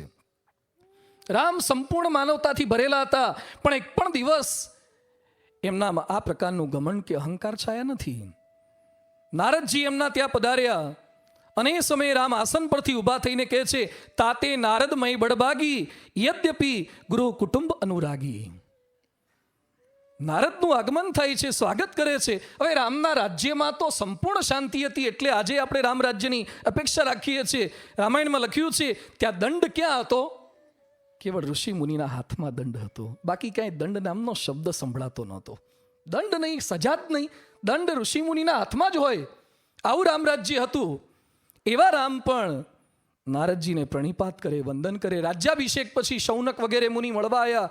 દેખી રામ મુનિ આવત હર્ષી દંડવત કીના. રાજ્યાભિષેક થયા પછી પણ ઋષિ મુનિઓને દંડવત કરી શકે, પોતાનું વસ્ત્ર પાથરીને એના પર બેસાડી શકે, આ રામની માનવતા હતી. રામ ભગવાનના આચારો આટલા પવિત્ર હતા. નાના મોટા દરેક સાથે એ સમાન ભાવે વર્તી શકતા હતા, એ એમની માનવતા હતી. ઘણા BMW મર્સિડીઝમાં ફરતા હોય એટલે એના જેવા માણસો મળે ત્યારે એની બોલચાલ જોજો, એના આચાર વિચાર જોજો, ઉચ્ચાર જોજો. પણ એ જ મર્સિડીઝ કે ઓડી વાળો ક્યાંક ટ્રાફિકનું સિગ્નલ બંધ હોય અને એવા સમયે ગાડી લઈને ઊભો હોય ને કોઈક ભિખારી આવે ત્યારે એનું વર્તન જોજો, એના ઉચ્ચાર જોજો. જે ઓડી BMW બેસે છે, મોટી મોટી પાર્ટીઓમાં અને મોટી હોટલોમાં બિઝનેસમેન સાથે કેટલી સારી વાતો કરી શકે છે, એ જ જ્યારે ભિખારી કે નિમ્ન કક્ષાનો માણસ આવે ત્યારે કેમ આવી વૈખરી વાણી બોલે છે? રામ ભગવાનના જીવનની અંદર નાના કે મોટા એ શબરીના એઠા બોર પ્રેમથી જમી શકે અને ભીલ રાજ નિષાદના ત્યાં એ પ્રેમથી જઈ શકે ને ગળે મળી શકે. એ વાનરોને પ્રેમથી મળે. તુલસીદાસે લખ્યું છે, અસ કપી એક ન સેના માહી, રામ કુશલ જેહી પૂછી નાહી. વાનર સેનામાં એક વાંદરો એવો નહોતો કે જેના રામે ખબર ન પૂછ્યા હોય. એક વાનર એવો નહીં. અસ કપી એક ન સેના માહી, રામ કુશલ જેહી પૂછી નાહી. દરેકને પ્રેમથી મળતા. મહાન પુરુષોની મહાનતા આ જ છે. બાપા અમેરિકાથી ફોન કરે, અમદાવાદના તમામ સંતો સાથે વાત કરે અને રાયચંદ રબારીને પણ યાદ કરે. એ નાના મોટા સૌ કોઈને યાદ કરે. એના માટે કોઈ ભેદભાવ ન હોય. He has a heart where in the whole world can live. એમની પાસે એવું હૃદય હોય કે જેમાં સમગ્ર વિશ્વ રહી શકે. આપણા હૃદયમાં ખૂણા બહુ હોય. કોકને રાખીએ, કોકને વચ્ચે રાખીએ, કોકને કોર્નરમાં રાખીએ, કોકને ઘૂસવા જ ના દઈએ. અમુકને જોઈને આપણને રસ્તો બદલવાનું મન થાય, કોકના તો રસ્તા આપણને બદલી નાખવાનું મન થાય કે આવતી વખતથી આપણી બાજુએ દેખાવો ન જોઈએ. રામ માટે બધા જ સમાન હતા. એ જટાયુના ગીધના અગ્નિ સંસ્કાર કરી શકે, આ એમની મહાનતા હતી. મોટા થયા પછી પણ એ નાનાને ક્યારેય ભૂલ્યા નથી. કેટલાક દ્વારિકાધીશ થઈ જાય પછી સુદામાનું નામ જ મિટાવી દે, યાદ ન રાખે. રાજકોટ એકવાર એક કલેક્ટર આવ્યા હતા, નવા નિયુક્ત થયા. એટલે હું એમને મંદિર દર્શન કરાવતો હતો. પ્રદક્ષિણામાં નીકળ્યા, ત્યાં એક આપણા હરિભક્ત જૂના અચાનક આવ્યા અને પેલા કલેક્ટરને જોઈ ગયા અને એને કંઈક જૂની સ્મૃતિ થઈ હશે. એટલે બોલે, એ મકવાણા તું અહીંયા? એટલે મેં કીધું આ શું બોલે છે? પછી મેં કીધું તમે ઓળખો છો? મને કે ઓળખું જ ને, મારે ભેગો ભણતો હતો, હું એને બતાવતો હતો. એટલે પેલા કલેક્ટરના ચહેરા પર મેં જોયું, એને બિલકુલ ગમ્યું નહીં. હા પછી મળશું. પછી મને ખબર પડી કે મોટા થયા પછી તમારા લંગોટિયા પણ મળે ને, અને તમે એ પોઝિશન પર પહોંચી ગયા હોય ને, પછી એની એ સમયની બાળપણની ગામઠી વાતો જે આપણું લેવલ ડાઉન કરતી હોય ને, એવી આપણને લાગે છે. રામ રાજગાદીએ બેઠા પછી એમના બાળ મિત્રો મળવા માટે આવ્યા. રામ પ્રેમથી મળે છે. પ્રભુ આદર હી પ્રેમ પહેચાની, પૂછી કુશલ ખેમ મૃદુબાની. રાજા થયા પછી પણ બાળપણના મિત્રોને એ પ્રેમથી મળી શકે છે. રામની આ વિશેષતા હતી. ઉપકાર કરનારને તો બધા સાચવે, પણ અપકાર કરનારને પણ રામ સાચવી શકતા હતા. આ એમનો આચાર હતો. રંચ માત્ર અપકાર કરનાર પ્રત્યે પણ એમનો આચાર બદલાતો નહીં તો આપણે શું કરીએ? દાઢમાં રાખીએ. આપણી દાઢમાં ખાલી જામફળના ઠળિયા જ નથી રહેતા. ઘણા નાખી સાસુ દાઢમાં હોય છે, વહુ દાઢમાં હોય, જમાઈ દાઢમાં હોય, કેટલાક તમને દાઢમાં રાખતા હોય છે. આ દાઢમાં રાખવાની વૃત્તિ બહુ ખરાબ છે. બદલો લેવાની વૃત્તિ સતત. એક છોકરો રાજકોટમાં મારી પાસે આવ્યો, મને કે ટેટુ ભૂસનારા તમને કોઈ ઓળખે છે? આ નવું ટેટુનું શરૂ થયું છે ને. મેં કીધું મને કરનારાય નથી ઓળખતા, ભૂસનારાય. તારે કામ શું છે? મને કે મારે ભૂસાવું છે. શું ભૂસાવું છે? એને એના હાથ ઉપર લખ્યું હતું, આઈ લવ માય ડેડી. મેં કીધું શું ભૂસાવું છે? મને કે લવની જગ્યાએ હેટ કરવું છે. I hate my daddy. એકનો એક દીકરો છે, એના બાપને અગરબત્તીની ફેક્ટરી છે કેમિકલની, 400 માણસો કામ કરે છે. એના બાપ સાથે બન્યું નહીં, એમાં ટેટુ આખું ભૂસાઈ નખાવું છે. આઈ હેટ માય, 2 વાર તો એને આત્મહત્યાનો પ્રયત્ન કર્યો છે. આ માનસિકતા જ. અમેરિકન લેખક અબજોપતિ નવલકથાકાર સ્ટીફન કિંગ 35 નોવલ લખી છે, 20 નોવેલ પરથી ફિલ્મ બની છે, 60 પુસ્તકો બહાર પડ્યા છે, 6 વેબસાઇટ છે, વર્ષે $4 કરોડ કમાય છે, 30 કરોડ નકલો વેચાઈ છે. અત્યાર સુધીમાં એને લખેલા 10 અબજ રૂપિયાના પુસ્તકો વેચાયા છે. છતાં પણ થોડાક વર્ષો પહેલા એકવાર ચાલતા જતા હતા, એક ગાડી એમને અડફેટે લીધા, થોડુંક વાગ્યું, મરી તો ના ગયા, વાગ્યું. એણે બદલો લેવા માટે જે ગાડીથી પોતાને ઈજા થઈ હતી આખી ગાડી ખરીદી લીધી. ખરીદ્યા પછી રોજનો એનો ક્રમ પ્રાતઃ પૂજા પછી એક ધોકો લેવાનો, એક લોખંડનો દંડો રાખ્યો છે અને ગાડી પર ખીજ ઉતારે છે. આ ગાડીએ મને અથડાયો હતો. વર્ષો સુધી એણે આ ક્રમ કર્યો. માણસો નિર્જીવ ગાડીને નથી છોડતા, તો કોકને અડફેટમાં ચડી ગયા હોય તો મૂકે. જ્યારે રામ વિના વાંકે વનમાં મોકલનાર કૈકેયીને પણ વનમાંથી પાછા ફર્યા પછી એક વાક્ય બોલ્યા નથી, અરે વિચાર્યું નથી, બોલવા દીધા નથી. પ્રભુ જાની કૈકેયી લજાની, પ્રથમ તાસુ ગુરુ ગયે ભવાની. અયોધ્યામાં પાછા આવ્યા પછી સૌથી પહેલા રામ કોના ઘરમાં ગયા? કૈકેયીના ઘરમાં ગયા છે. રામ સમજી ગયા, આપણે આઈફોન સમજતા થઈ ગયા, આઈપેડ સમજતા થઈ ગયા, મંગળ પર શું છે એ સમજતા થઈ ગયા, પણ સામેવાળાના મનમાં શું છે ને હજી સમજી શકતા નથી. તકલીફ આપણી આ છે, એના મનમાં શું તકલીફ છે સમજી શકતા નથી. રામ કૈકેયીના ઘરે ગયા અને પછી લખ્યું છે, પ્રથમ રામ ભેટી કૈકેયી. રામ કૈકેયીને ભેટે છે, પગે લાગે છે અને પછી એમ કહે છે કે માતા, આમાં તમારો કોઈ વાંક નથી, આ તો વિધાતાએ લખ્યું હોય ને એ મુજબ થાય. જેમ આપણે ક્યાંક ફરવા ન જવું હોય ને કોઈકના કહેવાથી બહુ આગ્રહથી આપણે એની સાથે ગયા ને પછી એક્સિડન્ટ થાય, એમાં એનો કોઈ વાંક ના હોય, તો આપણે શું કે મારે નહોતું આવું, તે કીધું એટલે મારા થયું. પેલો બિચારો દુઃખી તો થયો જ હોય, તો આપણે બોલીને એને વધારે દુઃખી કરીએ. પણ એ સમયે જો આપણે એમ બોલી શકીએ ને કે જો મને વાગવાનું લખ્યું હોત ને તો ઘરે હોત ને બાથરૂમમાં તો પણ વાગત, એટલે તું ચિંતા લેશ માત્ર કરતો નહીં. આપણી માનવતા છે, માનવતા છે. રામ એ કરી શક્યા. અપકારનો બદલો પણ એમણે ઉપકારથી લીધો છે. ક્યારે એમના આચારની અંદર લેશ માત્ર એ પ્રકારની ભાવના નથી દેખાઈ. આજે કળિયુગની અંદર માણસના જીવનની અંદર સતત આ વૃત્તિ હોય. હાલતા ચાલતા માણસ ફરી જાય, અભી બોલા અભી ફોક, પણ રઘુકુલ રીતિ સદા ચલી આવી, પ્રાણ જાય અરુ બચન ન જાય. 14 વર્ષ વનમાં રહ્યા પછી પિતાની આજ્ઞાનું અક્ષરશઃ પાલન કર્યું છે. સુગ્રીવના ત્યાં અભિષેકમાં નથી ગયા, લક્ષ્મણને મોકલ્યા છે. વિભીષણના ત્યાં લક્ષ્મણને મોકલ્યા છે, કારણ કે પિતાની આજ્ઞાથી 14 વર્ષ ક્યાં રહેવાનું? વનમાં રહેવાનું. એટલે રાજ્યમાં હું ન જઈ શકું. અને 14 વર્ષ પૂરા થયા પછી વિભીષણ સરભરાની તૈયારી બતાવે છે, છતાં પણ રામ કહે છે મારાથી નહીં રોકાવાય, કારણ કે મેં ભરતને વચન આપ્યું છે, હું તરત પાછો ત્યાં આવી જઈશ. જે બોલે છે એમ રામ કરે છે. અમે માર્કેટિંગ યાર્ડમાં પધરામણી ગયા હતા, એક ભાઈના ત્યાં, પેઢીમાં વેપારીના ત્યાં. તે ભાઈને મોબાઈલની અંદર કંઈક ફોન આવ્યો, એટલે મોબાઈલ એમણે રિસીવ કર્યો.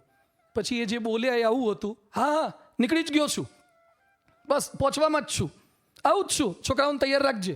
એટલે મને ખબર પડી કે હોમ મિનિસ્ટરનો ફોન લાગે છે. ક્યાંય નીકળ્યા નહોતા, અમારી સામે ઊભા હતા, પણ આપણે શું કરા સંબંધ બગાડવા, કારણ કે અમારે લેવાનું બાકી હતું. ત્યાં પછી અમારી સાથે થોડીક વાત કરતા હતા, ટેબલ ખુરશી પર બેઠા, ત્યાં લેન્ડલાઇનમાં રિંગ વાગી. વાતોમાં તને ખબર નહીં, હલો રમેશભાઈ બોલું. ત્યાં અમેથી ક્યાં નીકળી ગયા હતા ને ક્યાં હજી તો ત્યાં ભરાયા છો. માણસો સતત ખોટું બોલે છે, વચનનું ઉલ્લંઘન કરે છે. એ પત્ની સાથે, પિતા સાથે, ભાઈ સાથે આપણને લાભ થતો હોય તો માણસ ગમે ત્યારે ફરી જતા વાલ લગાડતો નથી.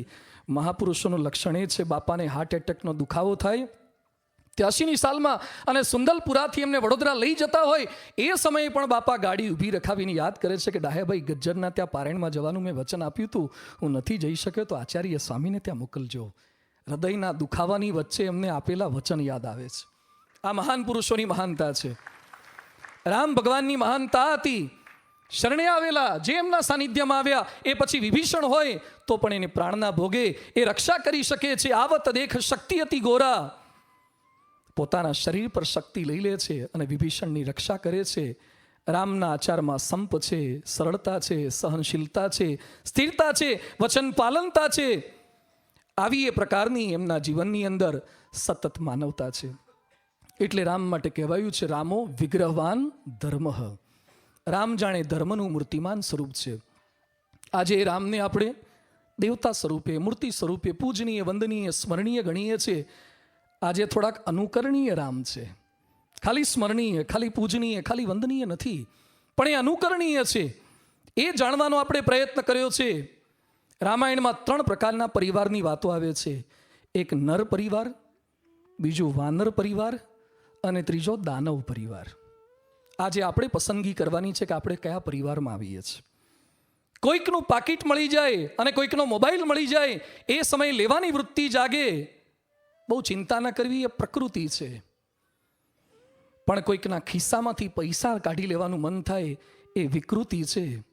અને કોઈકની મળેલી વસ્તુ માલિકને પાછી અપાય એ સંસ્કૃતિ છે. વાનર એ પ્રકૃતિ મુજબ આચરણ કરે, દાનવ એ વિકૃતિ મુજબ આચરણ કરે અને નર એ સંસ્કૃતિ મુજબ આચરણ કરે. રામ ભગવાનના જીવનમાં આ વૃત્તિ હતી. આપણે નક્કી કરવાનું છે કે આપણે વિકૃતિમાંથી પ્રકૃતિમાં અને પ્રકૃતિમાંથી સંસ્કૃતિ તરફ ગતિ કરવાની છે. સમગ્ર પ્રવચનના સાર સ્વરૂપે એમના વિચારોમાં માનવતા હતી, એમના ઉચ્ચારોમાં માનવતા હતી, એમના આચારમાં માનવતા હતી. આપણામાં માનવતા કઈ રીતે આવી શકે? નાના નાના પ્રસંગોથી આપણે શીખી શકીએ છીએ. રોડ પર તમામ ગાડીઓની વચ્ચે આપણી ગાડી ચાલે અને ગાડી પર એક પણ સ્ક્રેચ ન થાય એ આપણી ગાડી ચલાવવાની કુશળતા છે. પણ સ્ક્રેચ થયા પછી મનમાં સ્ક્રેચ ન થાય ને એ માનવતા છે. અને આપણી ગાડીને સ્ક્રેચ થયા પછી ગાડી ઊભી રાખીને સામેવાળી ગાડીને સ્ક્રેચ ન કરી નાખીએ કે એને આખો સ્ક્રેચ ન કરી નાખીએ, સ્ક્રેપ કરી નાખે ઘણા તો. જેણે સ્ક્રેચ કર્યા હોય એને આખો સ્ક્રેપ કરી નાખે, એ ન કરીએ એ માનવતા છે. એકવાર અમે પધરામણી ગયા હતા. એક સાંકડી શેરીમાંથી અમારે નીકળવાનું થયું. અમે ગાડી લઈને નીકળ્યા, વન વે જેવું હતું. કહેતા એક જ ગાડી આવ જાવ થઈ શકે, આવે તો સામેની ના આવી શકે. અમારા ડ્રાઈવરે લાઇટ બતાવી દીધી હતી, છતાં સામેથી એક છકડાવાળો આવ્યો. ગાંધીનગરમાં છકડાનો બહુ પરિચય નહીં હોય તમને, આ સૌરાષ્ટ્રની આઈટમ છે.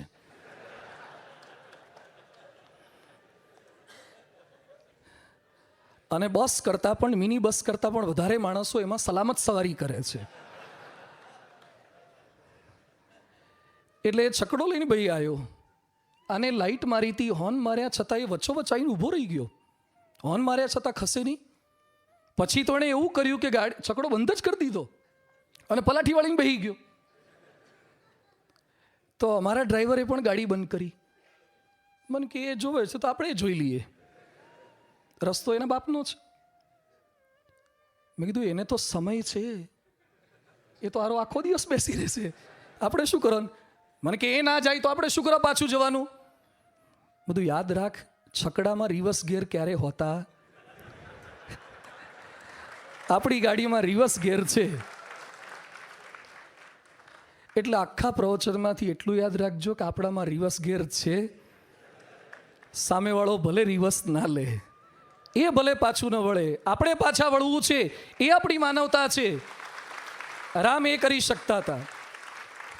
પણ આપણી કમજોરીની વાત એ છે, ઇન્ફોસિસના નારાયણ મૂર્તિ કહે છે, we have always known that Indians were great at thinking, at strategy, but there has been always gap between our thoughts and action.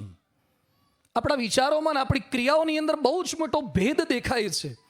રામના વિચારોથી, ઉચ્ચારોથી, આચારોથી આપણને આનંદ થયો, પણ એ જ આપણામાં આવે તો પરમેનન્ટ આનંદ થશે. બીજું બનાય કે ન બનાય, પણ પૂર્ણ માનવ તો બનવું જ છે. ભારત દેશમાં રામનું રાજ્ય આવે એ સરકારનું કામ છે, પણ આપણા દેહમાં રામનું રાજ્ય આવે ને એ તો આપણા હાથમાં છે. દેશમાં રામનું રાજ્ય એ આપણા હાથમાં નથી, પણ દેહમાં રામનું રાજ્ય એ આપણા હાથમાં છે. ઘણા સાંભળ્યા પછી શું કહે છે, આ તો રામ કરી શકે, આપણું કામ નહીં. એટલે પ્રવચન પૂરું. રામથી થાય, શું કર્યું એમણે, આપણાથી ન થાય. એવા જ પ્રસંગો કીધા છે જે આપણે કરી શકીએ. રામે માનવ થઈને કર્યું છે. પણ આપણી મૂંઝવણ એ છે, તું પાંડવ, તું કૌરવ, મનવા, તું રાવણ, તું રામ, હૈયાના કુરુક્ષેત્ર પર પળપળનો સંગ્રામ. આપણને ક્યારેક આપણામાં રામની અનુભૂતિ થાય છે ને ક્યારેક રાવણની. આપણામાં ક્યારેક પાંડવની અનુભૂતિ થાય છે અને ક્યારેક કૌરવની અનુભૂતિ થાય છે. તો આપણી દાનવતા કઈ રીતે ઘટે અને માનવતા કઈ રીતે વધે? ભગવાન સ્વામિનારાયણ સમાધાન આપતા પ્રથમના 70માં કહે છે, સત્સંગનો યોગ રાખે તો માનવતા વધે, સજ્જનતા વધે. કુસંગનો યોગ રાખે તો દાનવતા વધે. મહાપુરુષનો યોગ થાય, પરમ પૂજ્ય પ્રમુખ સ્વામી મહારાજ જેવા, મહંત સ્વામી મહારાજ જેવા મહાપુરુષ જેવા સાનિધ્ય માત્રથી આપણામાં માનવતા મોરી ઉઠે છે. વર્ષો સુધી વાતો સાંભળ્યા પછી અનેક તીર્થયાત્રાઓ કર્યા પછી જે માનવતા ન આવી શકે, માનવતાની વાતો કરવી બહુ સરળ છે, પણ એને વિચારમાં, ઉચ્ચારમાં ને આચારમાં લાવવીને એ ચણા ચાવવા જેવું કઠિન છે. પ્રમુખ સ્વામી મહારાજ કે મહંત સ્વામી મહારાજ એ માનવતાના ગૌરી શિખર પર છે. એમની કહેણીને રહેણી એક સરખી, આંતરબાહ્ય જીવન એક સરખું. એ રાગ અને દ્વેષથી પર હતા, વંદે તેનું પણ ભલું કરતા અને નિંદે તેનું પણ ભલું કરતા. સફળતામાં ક્યારેય બાપા ફૂલાયા નથી અને નિષ્ફળતામાં ક્યારેય કરમાયા નથી. ગરીબ કે અભણ કોઈ પ્રકારના એમણે ભેદ રાખ્યા નથી. 7 લાખ પત્રો લખ્યા છે, 2.5 લાખ ઘરોમાં ગયા, લાખો લોકોને મળ્યા, અનેકના હૈયાની હોળી શમાઈ. એના કરતાં વધારે મોટી માનવતા કઈ હોઈ શકે? રક્તદાન, નેત્રદાન, રોગ નિદાન અને હોસ્પિટલો દ્વારા એમણે કેટલા લોકો નિરાધાર હતા એના આધાર બન્યા છે. સ્કૂલો, છાત્રાલયો દ્વારા એમણે સતયુગના બાળકોનું સર્જન કર્યું છે. મોરબી રેલ રાહત કે ભુજ ભૂકંપ કે સમુદ્રાલ એવા સમયે ગામ બનાવીને એમણે અનેકના આધાર બન્યા છે. જેમના સંપર્ક માત્રે, સ્મરણ માત્રે દુરાચારમાંથી સદાચાર થઈ જાય. બાપા ધામમાં ગયા ને પછી એટલા પ્રસંગો બન્યા. પ્રમુખ સ્વામી મહારાજના અગ્નિ સંસ્કારમાં જે લોકો આવ્યા ને એ કેટલાય નિર્વ્યસની થઈને ગયા. અરે કેટલા એવા પ્રસંગો તમે સાંભળ્યા હશે કે પોતાના ઘરે બેઠા બેઠા ટીવી પર બાપાના અગ્નિ સંસ્કાર જોયા ને એ લોકો નિર્વ્યસની થઈ ગયા છે. ખાલી સમાચાર સાંભળ્યા, અનેક પ્રકારના ઝઘડા મટી જાય. જેના સ્મરણ માત્રે માનવતા મોરી ઉઠે એ આપણા ગુરુ છે, એ પ્રમુખ સ્વામી મહારાજ છે. જેના સાનિધ્ય માત્રની અંદર શુભ વિચારો આપણને આવે, એમનું પરમ પવિત્ર જીવન છે. તો રામ ભગવાનમાં જે માનવતા હતી, 21 લાખ વર્ષ જૂની માનવતા, એ આજે પણ ગુણાતીત પરંપરા દ્વારા જીવંત છે. આજે પણ એનો સમાગમ આપણે કરી શકીએ છીએ. ન તો વાલ્મીકી રામાયણમાં રહે, ન તો તુલસી રામાયણમાં રહે, પણ એ માનવતાને આપણા જીવનમાં આવિર્ભાવ કરી શકીએ મહાપુરુષોના સંગમાં રહી. આજે ભગવાન સ્વામિનારાયણ, ભગવાન શ્રી રામ, પરમ પૂજ્ય પ્રમુખ સ્વામી મહારાજ, પરમ પૂજ્ય મહંત સ્વામી મહારાજના શ્રી ચરણોમાં પ્રાર્થના કરીએ કે જે વિચારોની, ઉચ્ચારોની, આચારોની, માનવતાની વાતો કરી છે એ કદાચ બધું અમે એક સાથે દાખવી ન શકીએ, પણ આજના વ્યાખ્યાનની પૂર્ણાહુતિ પછી 1 સ્ટેપ અહેડ, એકાદ ડગલું પણ અમે માનવતાના પંથે પ્રયાણ કરી શકીએ. આપના જીવનમાંથી અહર્નિશ પ્રેરણા પ્રાપ્ત કરતા કરતા અમે વધુ સારા માનવ બની શકીએ. અમારા યોગમાં આવનાર અનેક લોકોને માનવતાના માર્ગે પ્રયાણ કરાવી શકીએ. એ બળબુદ્ધિ શક્તિ આપણને સૌ કોઈને પ્રાપ્ત થાય એ જે